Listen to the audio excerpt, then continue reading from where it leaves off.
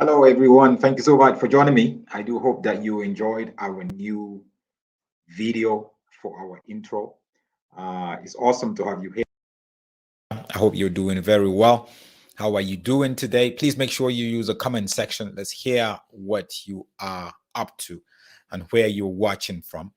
I appreciate each and every one of you. Please make sure you subscribe to the YouTube channel.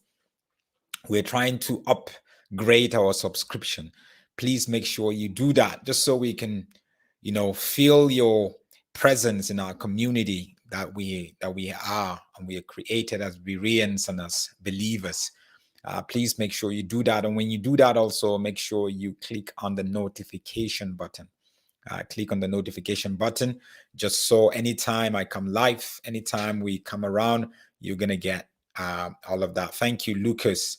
Great to have you here. You're watching from Mozambique. Aminata, great to have you here, my sister, and everyone who is here with us. Awesome. Christine from Kenya, always here. Appreciate your support so much. Thank you, guys. Thank you so much. So I want to talk about just a recent development in Nigeria, which is kind of like new and which is sort of like different, I want to talk about the Redeemed Christian Church of God. The Redeemed Christian Church of God. We know that Redeemed Christian Church of God is arguably the largest church in Africa, or the largest church from Africa, because there are branches in Thailand, in Indonesia, in Canada, in Brazil, in the US, in Poland, anywhere you go to, their vision that I know of about 10 years ago is every 6 minutes or so you drive, there should be a church, or every 12 minutes you walk, something like that. Right? So they're very, very influential. There's a lot of people in government, in business, that are members of this church. They're huge, millions and millions of people. And the current president, vice president, that is, not the president, the current president of Nigeria, Professor Yemi Osibanjo, is a pastor, not just a member of Redeemed Christian Church of God. He's a pastor with the Redeemed Christian Church of God. He's a professor. He's a professor of law. Before he became the vice president, he used to pastor a parish. Now that he's just busy, I'm sure if he gets off government, he's going to go back to it. So he's been vice president for about 7 years now, right? And he's in politics. There are a lot of their members who are in politics. And when there's a season for politicians to get re-elected or to be elected into office, they go around churches, they go around communities and all those kind of stuff to mobilize, to try to get people to vote for them and all that kind of thing. And I feel as a church, we have a lot of power to show in the political realm. But are we really showing it? Are we speaking with one voice as a church? Because trust me, I'm from northern Nigeria, and I know with the Muslims, they know how to unite and elect their candidate. They're not going to have all sort of differences amongst them. No. You seldom get that. When it comes to politics, when it comes to power, when it comes to governance, the Muslims know how to do it.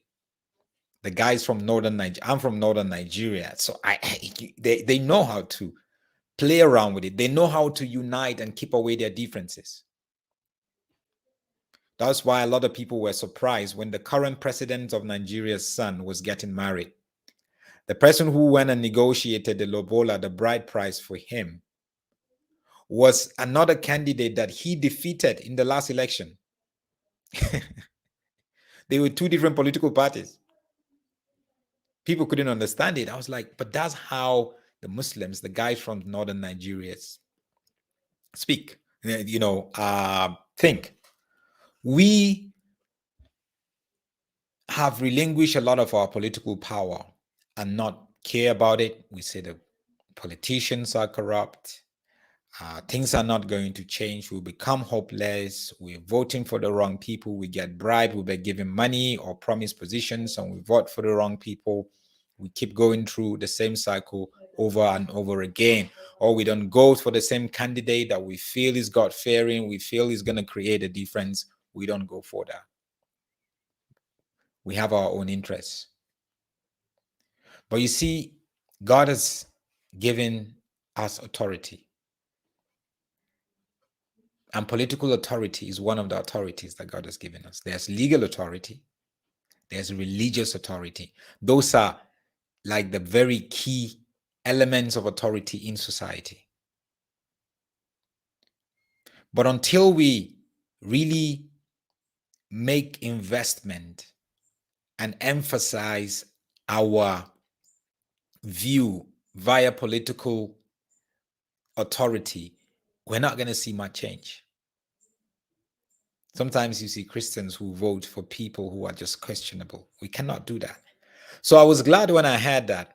I was actually glad when I heard that the Redeemed Christian Church of God has created a department for politics and governance.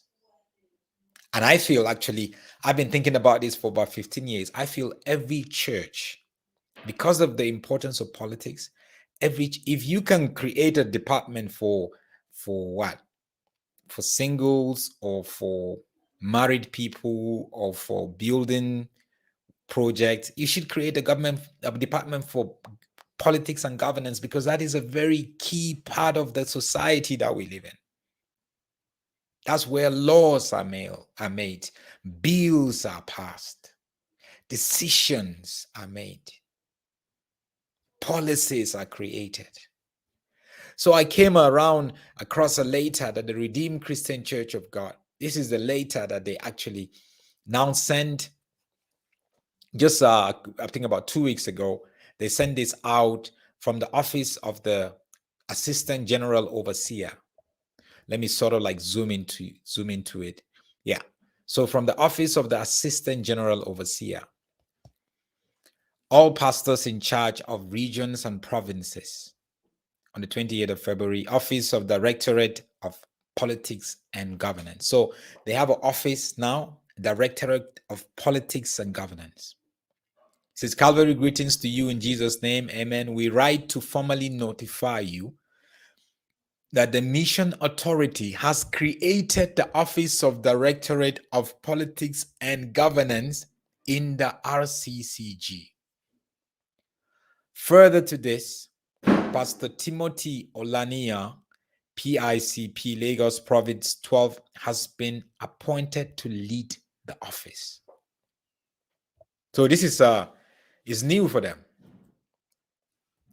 And it went on to say, you are kindly requested to appoint with immediate effect a provincial officer for your province, and also ensure that the same is done at all levels of the church, zone, area, parish.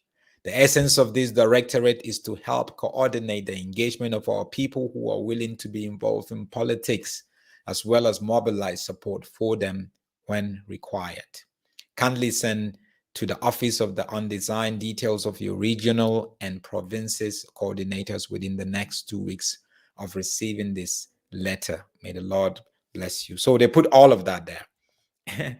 So what are they doing? They've created a department, a Directorate of Politics and Governance. Why? Because they want to get involved in politics. People who want to get involved in politics, talk to them, mobilize them, empower them, and support them. This is long overdue. I just hope that some churches, because a lot of churches will begin to do the same thing. I've been thinking about this for like 15 years now. It seems like we don't know how important politics is. A lot of Christians say politics is dirty. Politics is not dirty. It's the people that we allow to play the game that are dirty. Politics is a creation. God created that to be able to create a level of authority called political authority.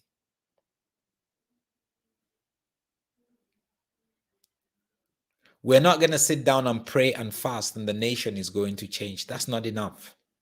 We're not going to sit down and church, we do all night prayer just so God is going to change us. God is not going to come down and build our roads, make sure there's no potholes. God is not going to come down and build our schools. No, he gave that authority to the political realm. But the people that we allow to be in that political realm will make decisions because they don't know God or they don't fear God. They'll make decisions for themselves. And then we are complaining. But are we involved? Do we put forward candidates? Do we support candidates that we know that are, godly? Do we say, look, I know you have a candidate, I know you have a candidate, I know you have a candidate, but let's choose one candidate just so our chances could be better? It's about time. In a country like Nigeria, where about 50% of the country is Christian, but we're all divided. Uganda needs this. Tanzania needs this. Mozambique needs this. South Africa needs this. In South Africa, there's actually a Christian party. My friend's dad is the leader, the president of the African Christian Democratic Party. And they have seats in parliament. But are they getting the support from Christians? I'm not saying the ANC or the DA or the other political parties are not doing what they should, but what do we stand for?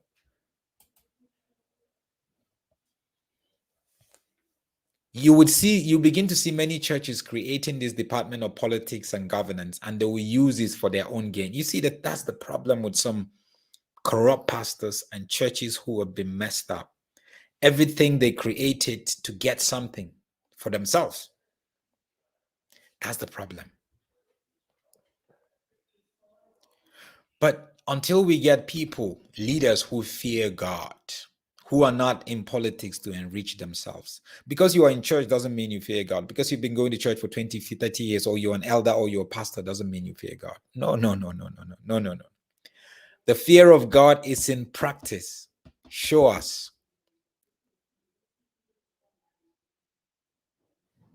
Show us. And there are men and women who fear God. Trust me. In your country, there are men and women who still fear God. They reverence God. In your country, in your community, in your city, there are men and women who fear God. But you see, church has been so politicized itself, many churches, that people will go there to look for votes. If you create a department of politics and governance, you have to be careful how you govern it, because God is going to hold you responsible. You don't allow anyone with some selfish interest to come in. No, you have to have a community interest, not a selfish interest, a people's interest. You don't just support them because they're family. You don't just support them because they're a friend or you know them or they have money. No, please. That's why our countries are in the mess that they're in today.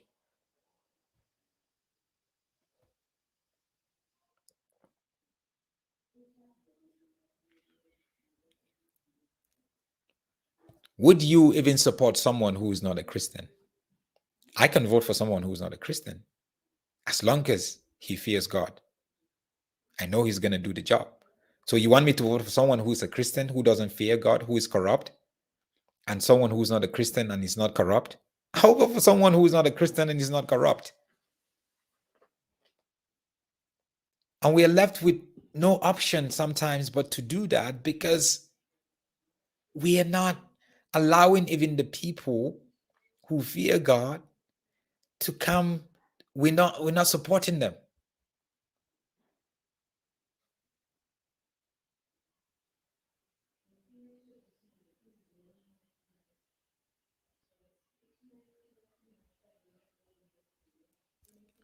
It's sad. But we have to keep keeping on. We have to keep supporting this sort of initiative. Think about the political realm, guys. Continue to think about it. Because with that, we can bring change. Prayer is not enough to see change.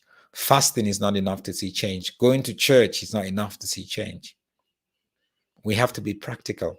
And politics is one of the areas where we can be really, really practical. The Bible is very clear in the book of Romans chapter 13 verse 1. It says, let every person be subject to the governing authorities. For there is no authority except from God, and those that exist have been instituted by God. So the political authority, the authority that lies with politicians, that lies in the domain of politics, is instituted by God. So why are we not taking that authority? Why are we not using that authority? Because God created that authority, political authority. We have to really think about these things because the time is now. Thank you so much, guys, for watching. I will see you again much later. Make sure you subscribe and also make sure you click on the notification button. Shalom.